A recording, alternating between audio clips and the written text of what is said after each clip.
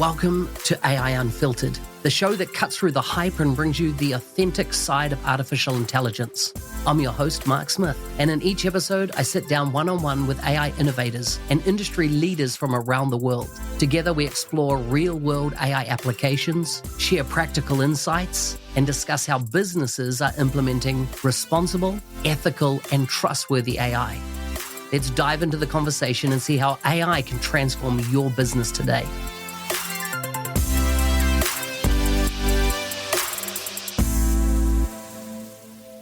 Welcome back to the Microsoft Innovation Podcast. Today we're heading to Istanbul, where our guest is helping reshape how hybrid teams thrive inside Microsoft teams.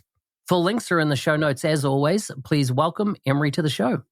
All right. Hi, Mark. It's awesome to be here, and I love that intro. I love that we're helping hybrid teams across Microsoft teams. That's awesome.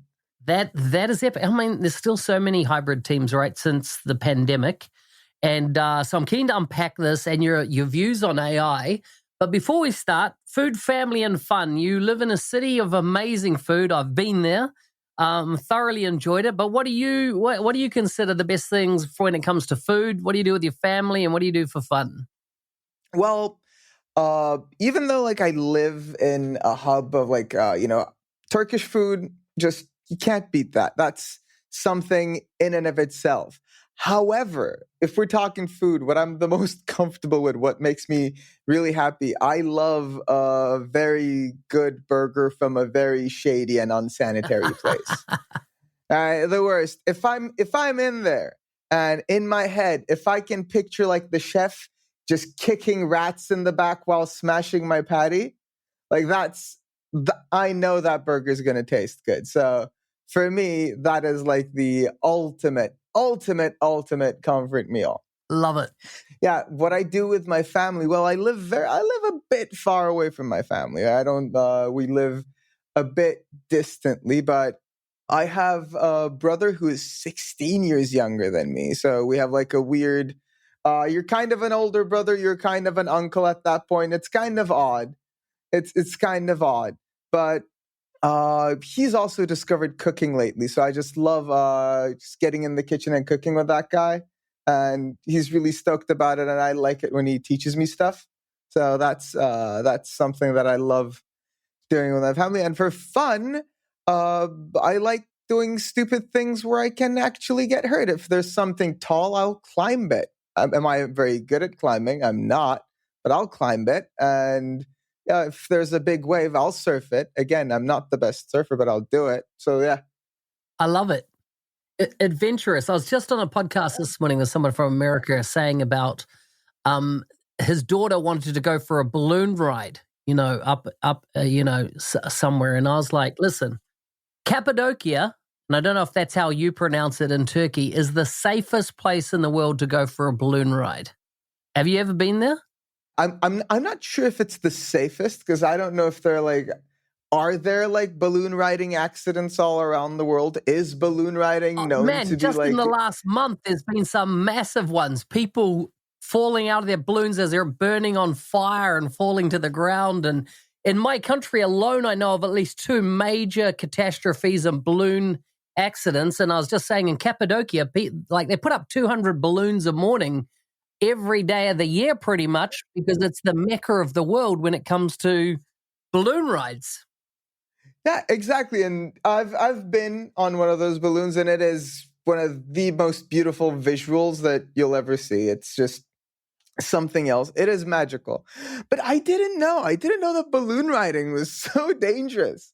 Here I thought I was so hardcore. Yeah, if you just jumped on Perplexity and did a quick, tell me about all the balloon accidents in 2025, I reckon you'll at least get 2. Major, people died in them type thing. Yeah. Unbelievable. Why are we still talking about Boeing these days? Just let's talk balloons all day. That's a different level of tragedy. Hey, as we jump into here, just give us a bit of your background. How did you come to your place in tech? What do you do? What's your day job? How did you get there? What have you seen? Oh, I took the scenic route. Let's just say that. I took the scenic route, getting into the world of HR tech. I'm the least techie tech person in the world of tech that has ever teched. I come from a literature background, and I was just working odd jobs, teaching, and chasing academia. I am a huge nerd, anything sci-fi, fantasy. I was just chasing all of those, seeing how I can turn those into a living. And then one day I discovered, I can write content for a living. That's interesting. So I spent some time writing for like a BuzzFeed-like website. If you know Screen Rant, they have a huge YouTube channel. They have a huge movie website. I used to write listicles for them, right? Which Avenger are you? Or like, what does your birth month say about your yada, yada, yada, Lord of the Rings calendar, something. I used to write lists like that. And then I took like the next copywriting job that came my way, which happened to be in the world of, HR tech. And oddly enough, writing about it, getting to know it more, I said, this is actually interesting. The way this is shaping the world of work, that's very interesting. So I'd like to do more for this company. This company called Team Flect, just performance management software as a service solution in the world of Microsoft Teams and Outlook. So I said, okay, I want to do more. So then I started filming videos, and then I started hosting a podcast. And the more I got involved with this entire community, the more I got involved in this landscape, that's how it became ingrained in me. So I'll say, like, I took a very long road to this. I took like the longer road. I came in from the outside looking in. So yeah, that's how I got into it. Now I'm leading the content marketing side for Team Flex still. The company has grown immensely. We have tons of clients all around the world, from startups to enterprises, and just seeing how they are using our solution to just manage their teams remotely from all around the world is just showing me, there's still so much to be achieved in this world of workplace technology overall. So it's pretty exciting. And these are exciting times, Mark. So HR tech, like as a category, until I met you, I'd not come across it. What typical software are people touching in their work lives that come under this umbrella of HR tech? Is it the HR system, where I raise my leave request and things like that? What fits under this umbrella? It is like you said, it is an umbrella. HR tech is an umbrella term, and you'll find a whole bunch of different tools just in that umbrella. I mean, you have your standard HRIS systems where like all the employee information is kind of logged in, like everyone's attributes, how long they've been in the company, their salary, their wages. But these tools can also host like, look, this is how much they're going to be paid. Let's run compensation through these tools as well. Or they can be like, yeah, like you just said, let me log in my vacation days. So I can take time off. And then the side we do is the performance management and employee engagement side. It is where, how about those performance reviews? How do we conduct performance reviews in our organization? Right? Because performance reviews get such a bad rep, Mark. Performance reviews get such a bad rep, especially when they're like an Excel spreadsheet, when they're done poorly. Don't even get me started. I'll get started at some point, but not now. So our side is conducting performance reviews, setting goals for your employees, assigning tasks every once in a while, or sending 360-degree feedback where you say like, hey, let's gather some feedback around Mark. So, okay, well, Mark's managers can give feedback to him, but also, Mark's peers, Mark's direct reports, and hey, who is this guy outside of this company, this independent contractor that Mark worked with? Let's ask this person too, so to get like the full picture. So that's kind of like the broader umbrella of HR tech. Everything related to the employee, everything related to the employee experience. But again, there's so many different solutions out there in the market, and people are doing such creative things these days that it's not just about performance management and employee engagement. I've seen people, there's an app called Coffee Pals, and I just like what they're doing very much. And what they do is they randomly match up employees who are like remote, and they say like, hey, it's time for you two to have coffee together. like that. The hour is set. It's time for you two to have coffee together. So people are doing really exciting things in the world of HR tech overall. So in that scenario, that's a virtual coffee, right?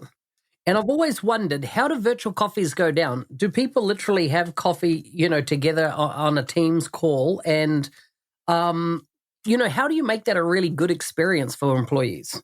You know how you make that a good experience? You don't ask people what's in their mug. Yeah. Yeah. You don't check in. That's the thing is, you just try to keep it as honest as possible. And the way it works, I think the way it works in our team, and I've seen it done in other organizations as well.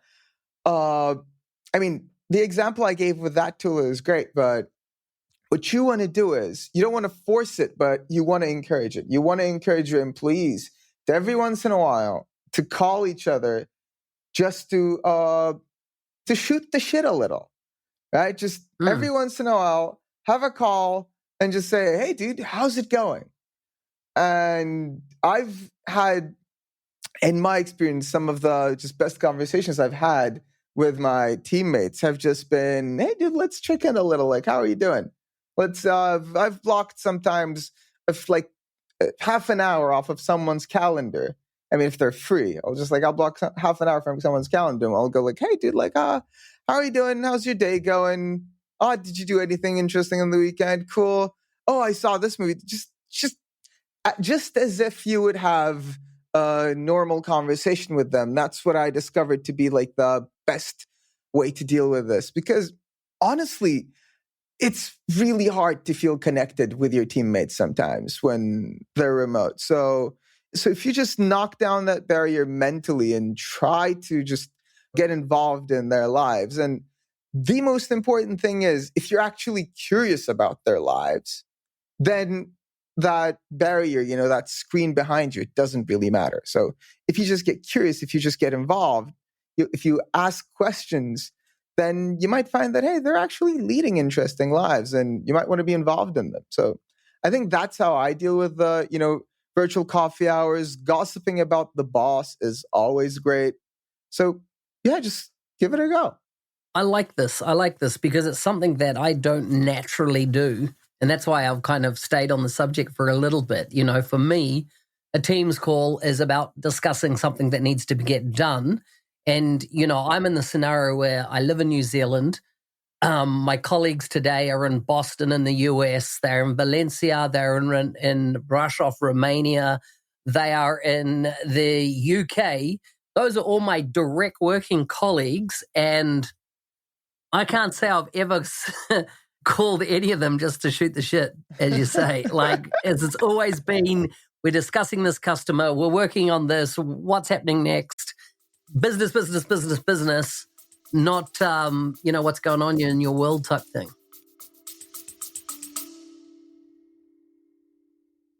Rolling out Microsoft 365 Copilot licenses isn't enough. You need an adoption plan to get people using it well. In our new book, published by Microsoft, we offer a practical guide to successful Copilot adoption. Many leaders believe in the why of Copilot and AI, but they need guidance on how, from practical frameworks to enabling champions and measuring impact. Get your copy of Microsoft 365 Copilot Adoption now from Amazon or find a link in the show notes.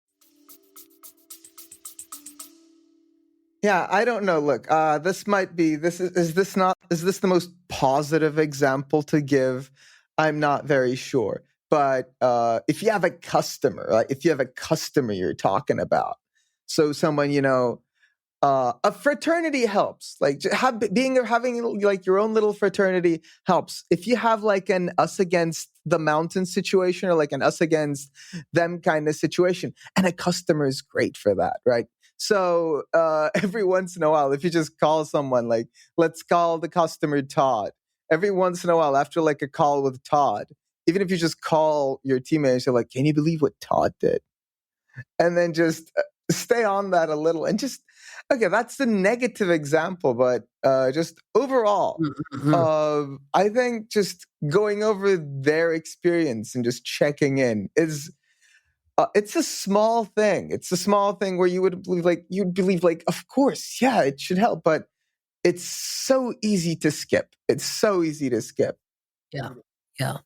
I love that, the practicalness of this. But tell me about, where does AI enter the mix in HR tech? Because I tell you, for me, a year or two ago, I worked for a very large multinational company, one of the oldest tech companies in the world. And I did these 360-degree views. And the minute ChatGPT came out, I quickly would take the profile of the people I need to do a write-up on and put in their details, set the tone that I wanted to do, give me 300 words, boom, that looks good to me.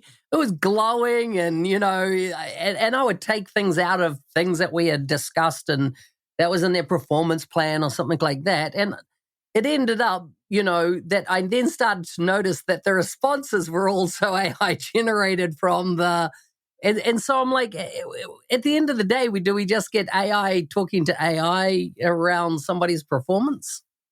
Yeah, I made a YouTube video about this the second Microsoft made their announcement of Copilot, the initial Copilot trailer when it first dropped, and I know we're going to talk about it later on.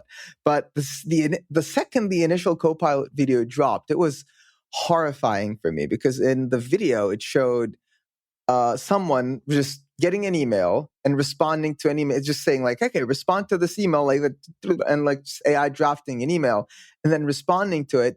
And like you said, my mind immediately went to, okay, so what if the next person does that? And then what if the next person does that? And like, are we talking to each other at that point?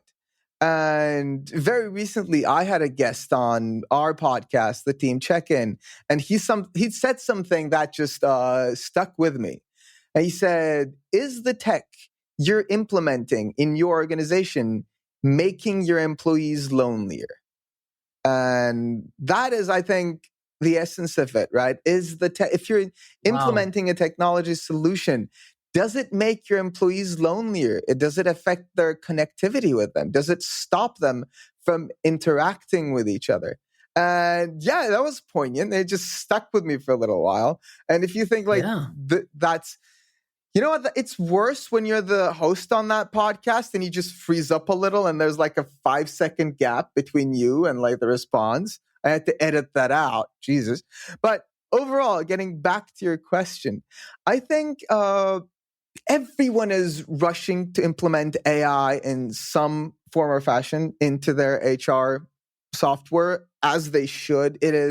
I will never, there's not going to be a day where I just disregard AI and consumer AI these days that we have that is just incredibly capable. But I think what we're getting a lot of the times is just some form of version of ChatGPT, which is fine. It's helpful. Like you said, using it to write your feedback is good.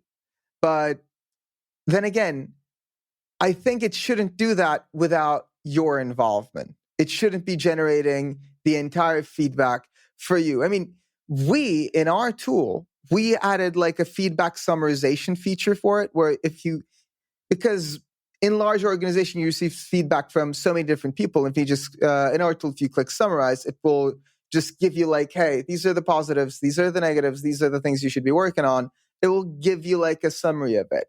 Or again, if you're writing feedback, we have this feature where it's just like, hey, enhance my feedback with AI. So it doesn't write the full feedback for you. It just suggests like, hey, maybe you could have worded this differently. Sometimes we say like, hey, like we have a button there called like check for biases, check for biased language. And it will do it for you. Yeah, I think the more it's an assistant and the less it's just doing all of your communications for you, that's better. But I've seen, people doing very interesting things with AI in the world of HR tech, especially now with agents. That's where it's like before it was just like, hey, some form of chatbot, it was fine. And some form of chatbot kind of works. Some form of, text generation, it's helpful. It is really helpful. But now, the more the AI embedded into HR technology has context about the company, and the more it can like take action, that's where it gets interesting. And Mark, I mean, I've had one of like the most interesting discussions I've had about agentic AI with you, with how you set it up, right? I know you have spent a lot of time training AI agents on, just having context about you, your workflows, the way you operate, and the way the way you do things. So you, of all people, know just how powerful it can be, right? Having agentic AI that has true context.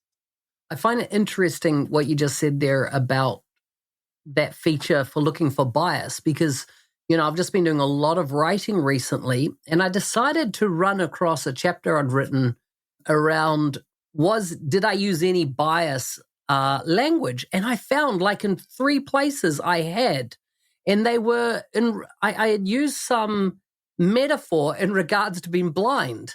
And it was a common phrase. I can't even think of exactly what the phrase was, but I was like, that's bias language. Like the AI highlighted for me that was actually bias towards blind people in the metaphor that I probably grew up with. And it wasn't something as obvious as, blind as a bat or something like that, but it was just like, whoa, I actually went and rewrote those areas because it definitely, I've got very good around bias, around gender and things like that. But what it uncovered for me is biases in areas that I didn't think was bias until it was brought to my attention. I was like, actually, it is. So handy tool. Yeah, exactly. And the thing is, I mean, I can talk about bias all day, but the way it kind of works is it is so embedded in language. It is so embedded in language, especially societal biases and things that have just stayed with us over time. I think a lot of people, when they're talking about like, oh, everything is so politically correct these days. Oh, we can't say anything anymore. Everything we're saying is word policed. I'm sure like there's some extreme version of it where people are like always policing each other's speech, da da da. Yes, there are like extreme examples of that for sure. But do you know how biased we've been and how offensive our language has been over the years? Over the years, just like, I know that we're in 2025 right now, and I know like age is creeping up, and I know we're all getting older fast, and time is moving so fast. But guys, the 80s weren't that long ago. The 90s weren't that long ago. And the way we treated people then, and the way people were, like the privileges certain groups of people had, and, again, the lack of opportunities other groups of people had, those are not that distant. And their repercussions are still going on. So, yeah, the biases are just embedded in the way we speak. So checking them is always an option. Okay, Mark, I can derail this all day. I can just go on a... Tell me, how do people in leadership roles in an organization tell the AI hype from reality? Like, where is it true innovation and where is it hype in your perception? I'll say this. I've run into this. I think I might have told you this story before, but I was doing the digital nomad thing. I was in Bali, or, surfing and working remotely in like these little co-working spaces. And you meet a whole bunch of cool people there, right? And I met this one dude, really chill guy. And he was asking me, because like I had just gone in the back room, recorded an episode of the podcast. He's asking me like, hey, what do you do for a living? So I explained marketing, and I said, what do you do? And he says, oh, I make apps and, I develop apps. And I said, what kind of apps? And he just said, oh, I just reskin ChatGPT on a bunch of different things and then see what sticks. And wow. Yeah, I think that is kind of the essence of it, right? How much are you willing to pay? You can put a new coat of paint on a chatbot on like an API of ChatGPT all day. And if you sell it well, there are some people who might think, yeah, that's kind of pretty cool. But is it actually impacting your day to day? And again, like the thing is it actually, making your employees feel less lonely? I think that's kind of where I get in, right? Is it just AI for the sake of AI? Is it just large language model that you're using just so you're using it? Does it add like an extra step to your process? Because if it does, then what's the point? And especially now with like so many people are buying premises, but I was like, oh, but this is going to be so good. We got this coming up. We got this. We got this. We got this coming up. Right. So people are just buying into what a product, what a tool might be in the future, but what it is right now, it may not be so operational. Yeah. And I'll just say this, especially in the world of, in my little corner of the world of work and just work tech overall, in HR tech, what really sets, AI hype apart from an actual solid AI-based solution is context. Does this AI solution you're using, does it have context about your company? Does it have context on your people, on the way you operate, on the way you work? Because if it doesn't, you might as well just go to ChatGPT on another browser. It's just going to take another 5 seconds and you'll get your stuff sorted out that way. That's what, Mark, we spent so much time, like our product team spent so much time on our, AI agent that is coming up because we were so slow on implementing AI features because it's just that we don't want to do it for the sake of doing it. Right? We don't want to have a chatbot that is just going to be another chat GPT. We don't want to do it just so we can put like that little sparkly AI icon on our website. We didn't want to do that. So yeah, we have something new coming up that I'm pretty excited about is where it's going to be an AI agent where you can actually, it knows your company policies, it taps into your Entra ID, so it knows like everything about your employees, and you can just train it on and on about how you guys do things, your goals, everything about your company, and it can take actions for you within our software. So it can like assign goals, send surveys out on its own, and you can go to your team and say like, check, hey, like who do you think is, at the risk of burning out these days in my team? Or like, who am I not recognizing and appreciating enough? And it will give you answers based on real context.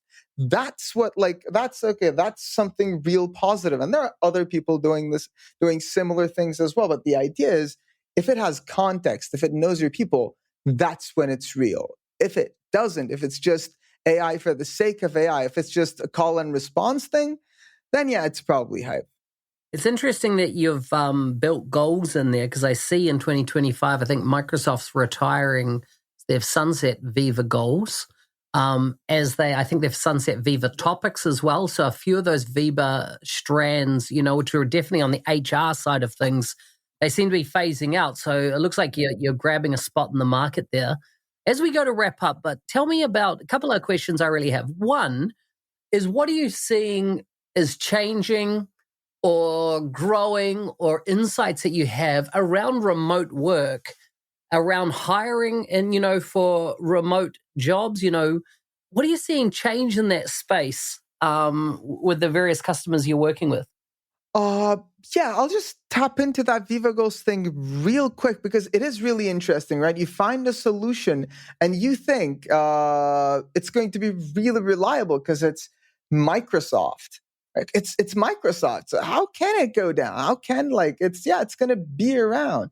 But sometimes with these, mega corporations and these mega solutions, it's kind of like having that friend who has so many different hobbies and so much free time. And it goes like, hey, Mark, do you want to pick up tennis together? So you go to the store with them, get a bunch of rackets and headbands, and you're excited and you start going. And it's like, oh, I'll just move on to the next thing. Sorry, tennis is done anymore. I didn't get what I wanted out of tennis. So it kind of leaves you high and dry. So I think if you're picking a tool, it's best to, look into their roadmap, look into hey, how many people are actually using it? Because if it's not adopted and if it's a mega corporation and if it's just hey, they have other places to go, we've seen it, they might drop it in a heartbeat. But now coming to your question about how remote work has evolved overall and changed the world of work is the talent pool is global now. And that is both exciting and frightening, right? Because now you can find the best person for the job regardless of where they are. They might be on the other side of the world. And if you have the right working arrangement, if you've built your team around, hey, we can work asynchronously, we can work, in different time zones. And if we can make these arrangements, sure, why shouldn't I find the best person for this job who's in Iceland and who just has sent a nice resume? So I think that has given organizations a very wide reach, but it has also given talent a very wide reach, right? So people are not just locked into their region for jobs anymore. And there's a darker side to it for sure of that, global talent pool thing where people are outsourcing work to where they're, oh, my currency is worth a lot more in that country and I can just outsource it for cheaper labor. And then that you see like just a slightly darker side to it, slightly less, let's say, positive approach to building a workforce. But I mean, look, capitalism is the bad guy, guys, at the end of the day. But if we just take it back, again, I'm so prone to going off on a tangent. I can see the clock moving, so I'll just move things along. But it has allowed, especially with all the tech and all the tools we have these days, it has freed companies from the office. The office just isn't a necessity anymore. And it has given people the right ecosystems to just empower the people they have, saying, hey, you can work from anywhere. If you have the right tech stack, you can work from anywhere. You can do just as much work and you can get just as much done from the comfort of your home or from wherever you're choosing. So, and that is something brilliant. Having that option is magnificent. I know I've enjoyed it so many different times. That being said, it has also thinned the boundaries. So suddenly your bedroom that you sleep in and like is also a corner office. You have a table at the side of it. And it has thinned that line where it's harder to detach from work. Right? It's harder to detach from work. You're having coffee in your living room and then you get a text from your boss about work. So your house, it's kind of gets more associated with work and it's up to you to draw those lines now. And I think now people are getting better at this because there were companies doing remote work before 2020, obviously, but post 2020, that expanded a lot and it took a while for people to get the hang of it. Suddenly, work doesn't have to stop at 5:30 when people leave the office and go home. Because, I've been texting this guy since, I've been sending emails to this person or like Microsoft Teams messages to this person since, 9 p.m. So why can't I send him another Microsoft Teams message at 9? Just later in the day. So I think that has kind of blurred, but now there's more material out there to read. There are more people talking about it. And if leaders, educate themselves and if companies educate themselves on how to do remote work better, we're finding the healthy medium. My final question is around Copilot and how are you seeing that being used effectively in the customers you work with? I've seen people do great work with it. I've seen, again, I've talked about this before, but Copilot, the hype was real, right? The hype was something else. A friend of mine, Nick DeCourcy, he made a video the second the Copilot trailer comes out. The title of it was Microsoft Just Won Work. And that's kind of how it felt like, right, when it first came out. But I think the initial idea was it was hyped a bit too much, right? The initial trailer was something out of Iron Man. It was basically Jarvis, right? It did everything for you. It did all your data analytics and everything. What we got instead was a perfectly serviceable tool. It was perfectly serviceable, but it wasn't everything that it was hyped to be because it still, like I said, it still didn't have all of that context. And that, I think, made it a bit of an initial disappointment. Now they're building on it. Now it's getting better. I think the ace up Copilot's sleeve is that how easily it is accessible inside Microsoft tools, right? It's how easily it is accessible inside Microsoft Word, Microsoft Excel. It's right there where you're working. Do I love using it for PowerPoint? I think the end result is pretty generic. Yeah. I'm not a huge fan of it. And I've discovered that when I try to generate something with it, the time I spend going back and fiddling with it, I said like, oh, I could have just made it on my own and it could have, Yeah. it would have taken less time. So I think we're still getting there. Yeah. I think we're still getting there. The promise is there. The promise is there. And if any AI solution has enough context on the way you work and enough context on your company, it's Copilot. It's going to be Copilot. So I think the more it adapts to, the more they see how people are using it, the more they adapt to it, it's going to get better. Did it live up to the hype? There was no way anything was going to live up to that hype, but it is getting there. I'll say that. Emre, it's been great talking to you. Thank you so much for coming on the show. Mark, thanks for having me on the show, man. It's been great. You've been listening to AI Unfiltered with me, Mark Smith. If you enjoyed this episode and want to share a little kindness, please leave a review. To learn more or connect with today's guest, check out the show notes. Thank you for tuning in. I'll see you next time, where we'll continue to uncover AI's true potential, one conversation at a time.